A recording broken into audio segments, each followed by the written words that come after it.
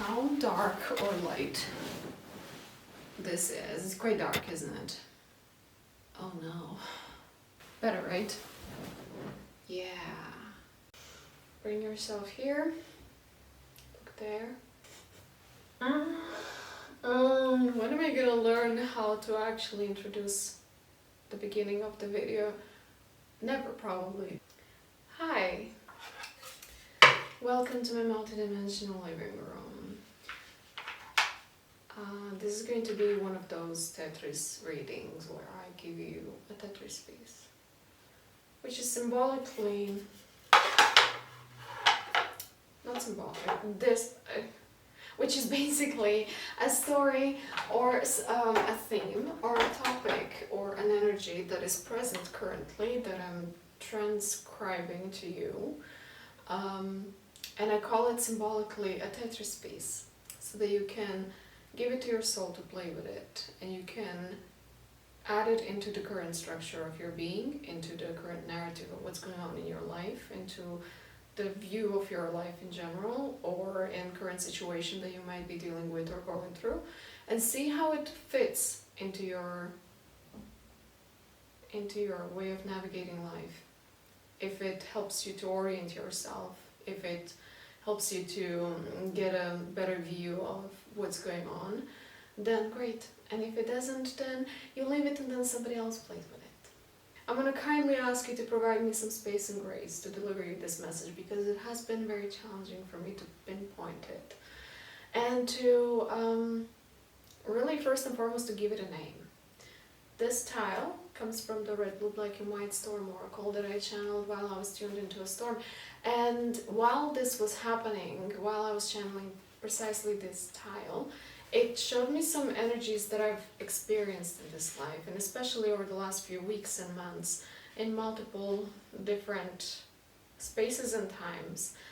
But it didn't really give me the boiled down, filtered, condensed name.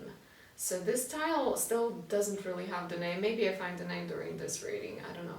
It also took me some time to actually go through time and space and to really connect the dots, because this energy was very widespread across this whole lifetime of mine. And also it gave me a sense that it is something that I don't personally know anybody else who has talked about this energy, about encountering this energy and relating to it in the same way that I did, and talking about it in the same way that I did. Did I say that? So I'm really going to do my best to try to ground this information and this energy and find the best vocabulary to say what this tile actually represents. So bear with me. And also, before I start, please look around yourself in this physical space and find a red object and find a blue object. You see, I have a blue sphere over there, and I have red Legos and red candles. I have a blue Lego here as well. So find something that you have around you and let me know what is it. In a nutshell, what this tile represents, I can boil it down into the energy of jealousy and envy and resentment and competition, confrontation. That look that somebody gives to you when they look at you in a very evaluation type of a way, but they also hold you against themselves, so they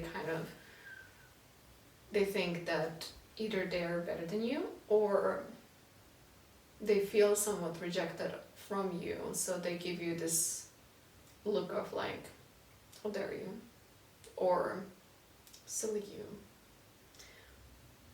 That's the energy of the tile, but it comes from unlived potentials of yourself. So I'm just gonna keep it at jealousy. Jealousy shows up when you encounter somebody who already embodies, exemplifies, or demonstrates a potential that is available to you as well, but they're already doing it and materializing it, so it's obvious they are putting it on the outside. And then you come in contact with them, and then because you have that potential is also available to you, but you don't embody it for whatever reason. They basically highlight the exact opposite of what is going on inside of you. So what they externalize is what you are missing on an internal aspect of you. And so if internally you're kind of having a void of some sort where you really do not acknowledge yourself and don't let yourself live in that potential that they are living, it's going to trigger you. And it's emotionally a very uncomfortable experience, and for you and for those around you it can be quite traumatic, we all know that. And while on one level of reality it can be quite challenging emotion to encounter, especially because it has such a high potential of drama and tension and all kind of complications in relationships with humans. By the way, I've also been in times and spaces and in contact with humans who also saw jealousy as something that needs to be eradicated, something that is seen as a problem that needs to be solved, and something that they've seen as something archaic, obsolete, something that comes from undeveloped humans, where these humans that have been carrying the absence of jealousy have been seeing themselves as so sleek emotionally, where they would be so detached from themselves and from everybody else around them to the point where jealousy wouldn't even exist in the concept of their reality. They kind of consider themselves to be a more evolved contemporary version of a human, and jealousy was something that was just so like, come on already, come on, like nobody cares. There are these types of humans on the planet, but from the big picture, from the higher perspective that I am seeing now, is that jealousy is actually a gift, and it's actually one of the most beautiful things that can happen to you. Because it signals to you that you have your own potential that is available to you, and that is basically just waiting for you to discover it, and not just to discover it but also to claim it and to align yourself with it so that it can also be lived through you. So it doesn't have to be lived through another person only, but you can also get a chance to live through it. So when you find somebody that triggers jealousy within you, that person is basically showing you the direction of where you can orient yourself. For example, you might be a performance artist, and there is another performance artist who is doing performances on a way much bigger scale than you could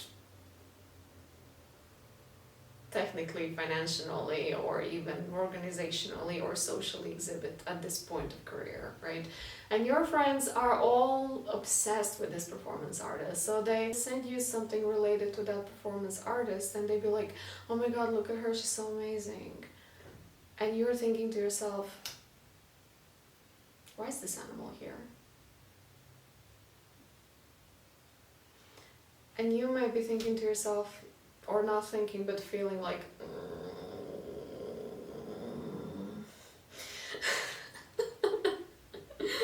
But then as you realize that this person is basically just exemplifying to you what it means to live in their fullest potential, whatever that is for you. It might be the level of embodied freedom, it might be the level of embodied expression, it might be the level of embodied creativity, it might be the level of embodied discipline, it might be the level of embodied beauty. Whatever it is that is there for you personally, specifically, once when you recognize that as a signal that it's your soul calling you into an expansion, and you go into that place, and when you finally embody your potential into who you are, you can look back into that artist and genuinely, from your heart, tell them thank you, because they showed you the way, they showed you how to live. So you realize that there is nothing to be afraid of, there is nothing to be jealous about, there is nothing to compete yourself against, there is nothing to compare yourself with, because you realize that basically they were there the whole time just showing you how to live. But this unlived potential of yours doesn't always have to exemplify itself in such a negative way in terms of negative feelings. It might also make itself known to you by just raising the temperature of your body in a way. You might come in contact with either somebody who is embodying something or creating something, and when you come in contact with the person or their work, you might get a sense of that this could have or should have been yours. You might actually, you can still feel the jealousy as an emotion, but then you also come in realization that that life that they're living could have or should have been yours. You can even like hear yourself thinking that way, like this could have or should have been mine. There is this book called Big Magic. I think the author's name is Elizabeth Gilbert. Not sure. I read this book a very long time ago. But basically in this book the author speaks about the ideas or the creative inspirations. I think it was ideas, quite literally, being observed as separate entities that come and visit every single person that might be open for creating something. And so they come to the person, to an artist, and they introduce themselves in terms of you get inspired. You don't really see it as a separate entity. You just get an idea one day of like, oh, I could write a book. And then you could be so excited that you're going to write a book and you start writing it, but somewhere along the way you just drop it because you don't have discipline to keep yourself writing every single day, to show up for the book as it needs you to show up for it. And over time you lose interest in it and it kind of goes away from you, and the same idea then goes to somebody else, and somebody else can write exactly the same book with exactly the same words that you've been using. And I think that was literally the example that this author actually gave in this book. And that is that she was supposed to write a book, but she didn't for some whatever reason. And then some years later, she found a book that was written exactly with her words by somebody else. Because the idea was pretty much a separate entity that was going and trying to do a business with humans. And then if humans doesn't want to do business with an idea is not going to chase you. She will just go and work with somebody who actually can value her. So when you come in contact with somebody that has a body of work that really makes you feel and think that this should have been yours, even if you maybe consciously didn't, you consciously don't even remember that you possibly ever intended to create something like this, but you just never finished, it can still create this feeling of, I would call it like a blood boiling moment where you really feel activated by either encountering the artist or the person that embodies the potential that was there for you in one way or another, or the body of work. And it's just like you get this feeling as if like your blood is boiling and you really want to do something. You suddenly become aware of what is available to you personally and how you could use a space that is given to you, or use a textile that is standing there and you don't know what to do with it, and suddenly you know that you can create some of your own clothes, or that you could paint in a certain way or start something brand new, or even if you don't get a clear idea of what exactly you want to do, it still changes your current energy state in a way that you just want to go home and rearrange the furniture, because the energy that is being activated through the encounter needs a different space to flow or to keep itself alive. So to recreate the constellation of furniture in your apartment, or to clean your apartment, is something that might keep it alive, and eventually then step by step lead you into the process of creating something new for yourself, something that allows you to actually embody your own potential that has been triggered by these other people. One personal example that I have is I once met one performance artist who operates above and beyond any norm that is imposed onto them in terms of how they're supposed to look like and behave considering the gender that they are, or how they're supposed to express themselves considering their any type of restriction or any type of property that they as a human or as a soul have. They are in all possible ways, shapes and forms free. And that is very evident in the way that they are dressing up, in the way that they're communicating, in the way that they are behaving when they're on the stage, in the way that they're coming up with ideas, in the ways that they just exist. They're really flowing. And you can feel it and sense it while you're looking at their performance or while you're communicating with them.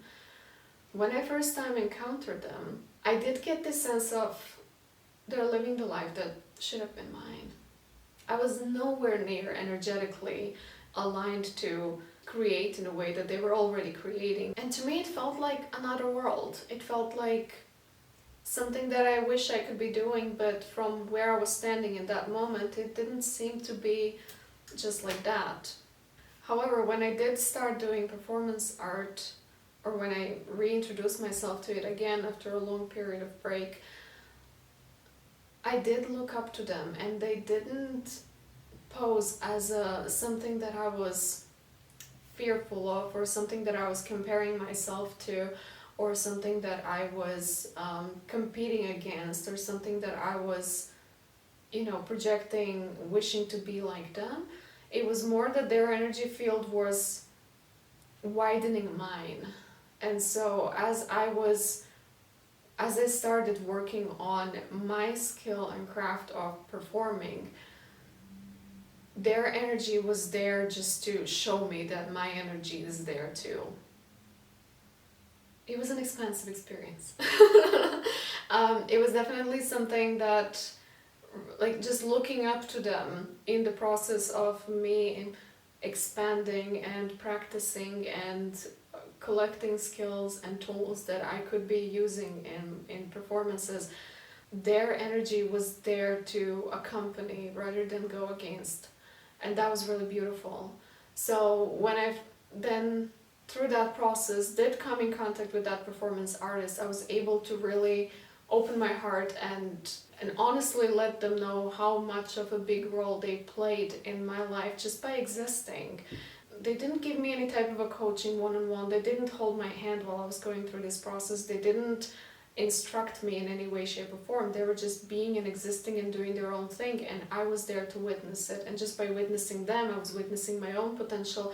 And through being willing to go through my own potential, I basically just collapsed that potential into being. And now you're listening to me here. This would not be possible 1 year ago, just so you know. While channeling this piece, in spirit, I was visited by a fractal of me, which was somebody that I was supposed to become and embody in order to move to a specific goal that is, from a human standpoint, in the future. So I was saying that specific thing in the future, and I claimed it for myself as like, yes, I'm going there, yes, I'm going to be that, yes, I'm going to do that, yes, I'm going to be there. However, in order to get there, I needed to become a certain fractal of myself. And that fractal of myself is very physically oriented in terms of how she looks, how she behaves, how she holds her body, which might be a little bit different than how you see me right now. But instead of embodying that aspect of me, I decided to create this tetraviarium. I decided to create this living room, and I decided to share it with you.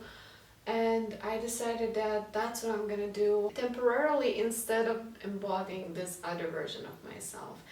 It was not a definite no to that version. I just realized that at this point in time, this is what I want to do rather than becoming her. And so while I was channeling this piece, she gently came into my energy field. And so she said, okay, so that's it now, you're a YouTuber. That's what you're doing now. You don't want to be me. And I had to have a really nice and polite pep talk with her and let her know that I did not reject her. I just think that being her at this moment in time and in this space where I currently find myself being is a little bit inconvenient. And that in order to create some more convenient space and time for me to become her and to make her more comfortable being out there in space-time reality, I would first rather create this living room for us, and then when the time comes, she can come and join me. Which meant that I did not reject being her. It means that just she will collapse into the space reality in another time. And I had to really nicely explain that to her, and she understood. Of course she did. I did not give up on that goal. I just decided to go different route in order to reach that goal. And it was a nice and polite conversation, which ended up with, kind of a shaking hands resolution.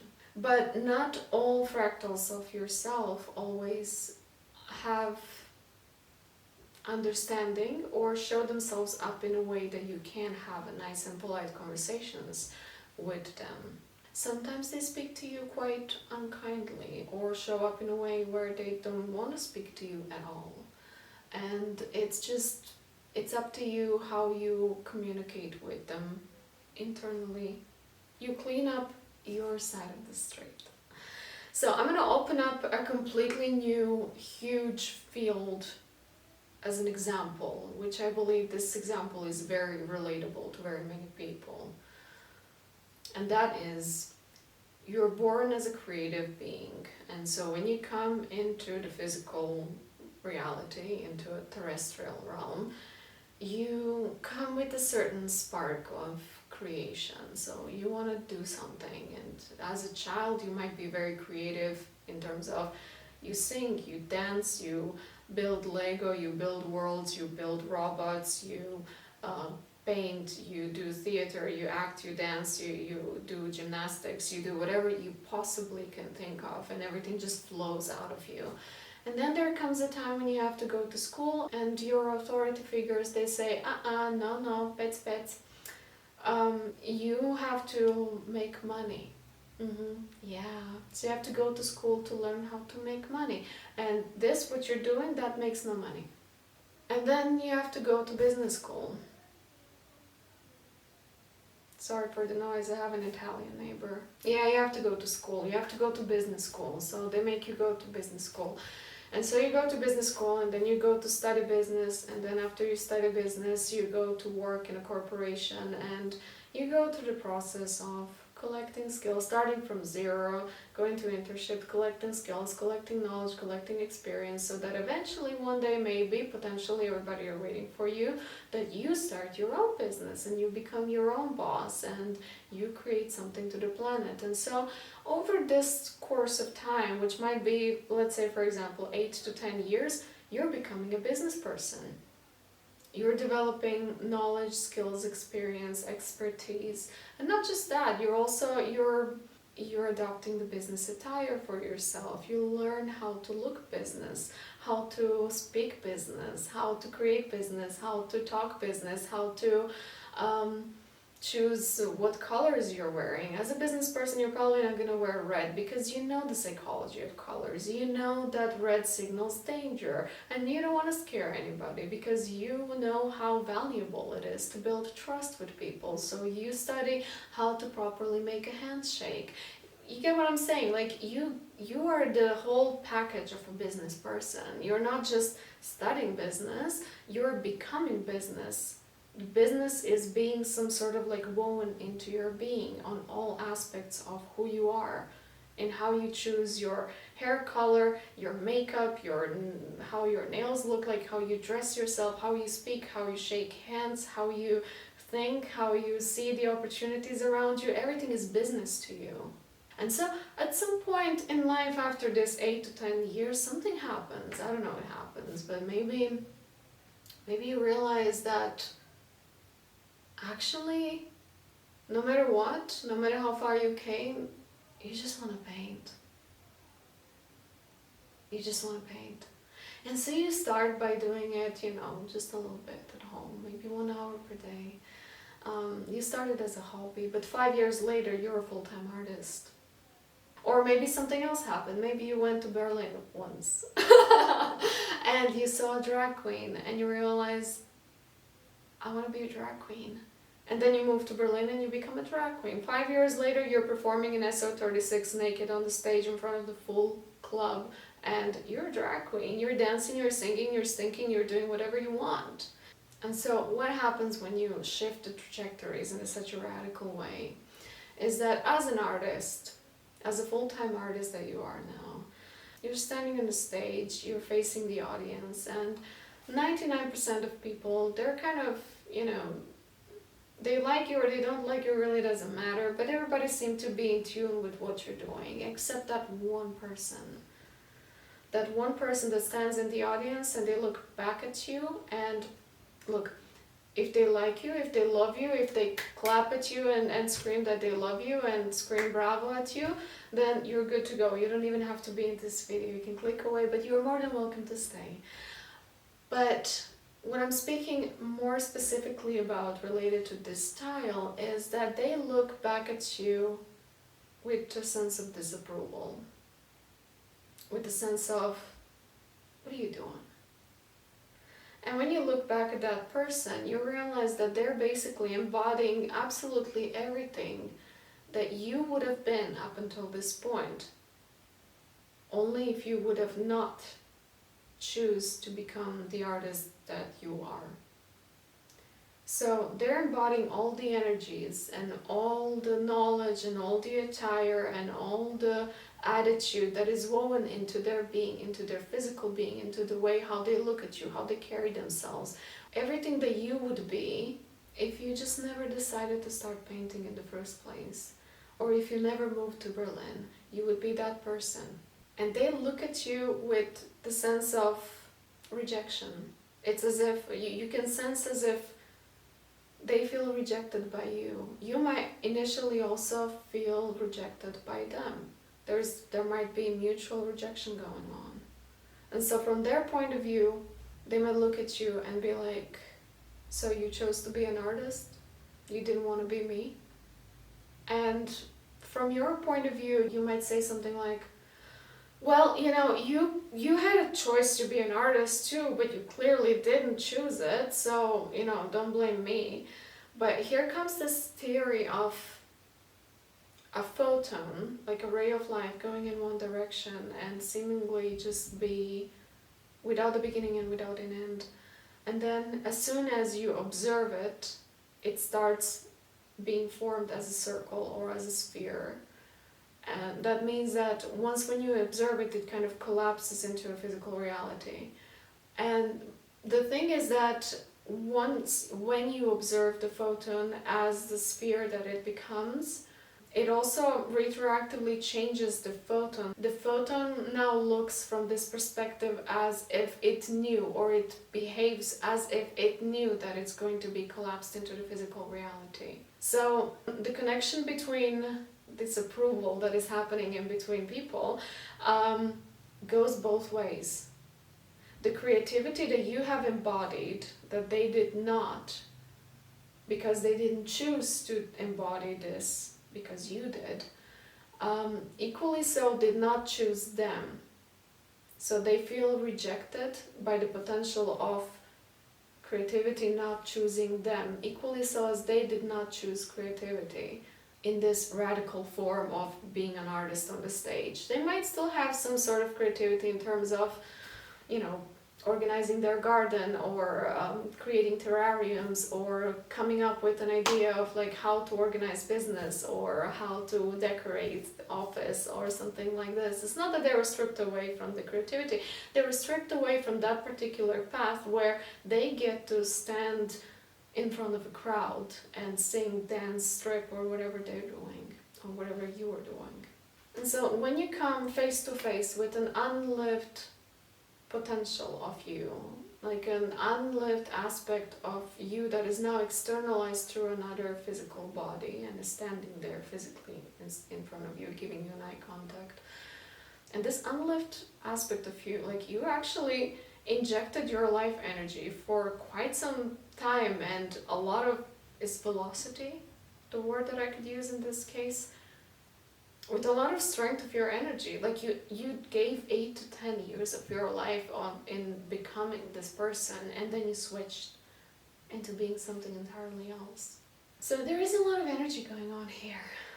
And why is it happening is because it shows you the amount of self-love or the level of self-love that you have within yourself.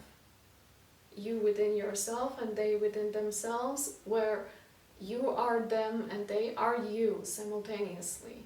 And even if there is absolutely no love here at all, what makes it possible for you to observe that there is no love is provided by love again. I have seen, for example, people who have been in one life trajectory that they hated. For example, people who come from the whole lineage of musicians and they're basically forced to go into a music school and to play an instrument that they absolutely hate, and who have no freedom of choice to decide for themselves what do they want to do instead. Instead they have to kind of keep the tradition. The whole family expects that from them, and then they just go with this life for as long as they can until they finally break and lose it all and fuck it all and just move into another country and become something entirely else, like open a bakery. And when they open the bakery, if you just remind them of the previous life that where they come from, they're gonna speak about it with so much hate and disgust, and they're just gonna totally villainize. Is that a word? Vilify. They're gonna make a villain out of this past life that they had. But what is actually being called for, because eventually if you just keep going by running away from your past catches up with you in one way or another. It comes back around and it comes hunting you. It hunts you either in a physical form in some quite unpleasant encounters that you might experience, or it might just come back around in form of nightmares or repeated memories or repeated thoughts about people that were involved in this past life of yours. And what it's actually calling for is that you realize that no matter how much you really don't want to identify yourself with that past life anymore, being the business person or being that musician of your family, no matter how much you really don't want to have anything to do with this, no matter how much you really feel repulsed from it, no matter how much you really don't want this to be a part of your daily life and your identity and your structure of being, it calls you simply for the acknowledgement that this, whatever that is, has carved the path of you becoming who you are. It is an integral part of your being. It basically just wants to be integrated. It wants you to acknowledge that you wouldn't be who you are today unless you as well also went through 8 to 10 years of being a business person and lifetime of being a trained musician in an instrument that you absolutely hate.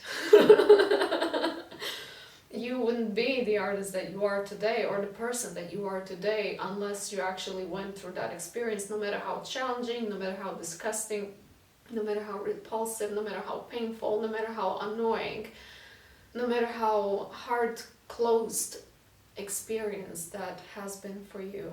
You are who you are as a result of it. And that's pretty much what it wants from you. And when you come to terms with that, you're basically showing self-love to yourself. And this stops being a villain, and this stops having the electrical or energetic charge to come around and hunt you. It just literally, it stops being your nightmare. It stops showing up in your nightmare. And these people, even if they do show up in your reality in one way or another, in the physical or astral or any other realm, they show up in a completely different energy. They show up in a loving, understanding, mutually respecting energy. They don't come back hunting you, simply because now you've cultivated the amount of love to yourself. So when such experiences actually happen, that's pretty much all that you're being asked to do, is to acknowledge that these parts have played a role in your becoming. And you can then generally tell them Thank you. And then you can also genuinely get excited when you feel this thing of jealousy.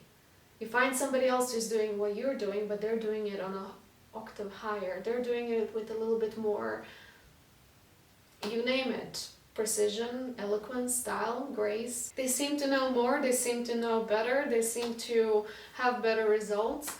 Whatever it is that speaks to you in terms of, oh, they have it and I don't, that's literally what is being called from your higher self, from your soul, from you to you, that this is something that is available to you as well.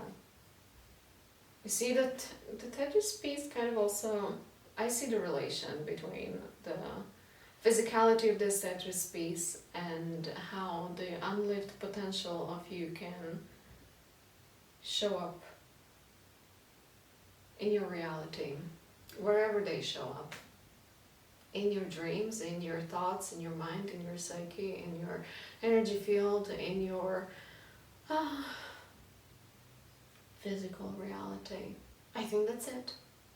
Let me know what you think about it all. Let me know down in the comments. And thank you for liking and subscribing. Thank you for being here. Thank you for being you. Thank you for doing whatever you're doing. Thank you for contributing to the world with your own potential and with your own artworks and art pieces and art movements and your expression of yourself in whatever way, shape or form. And once again, thank you for being here, and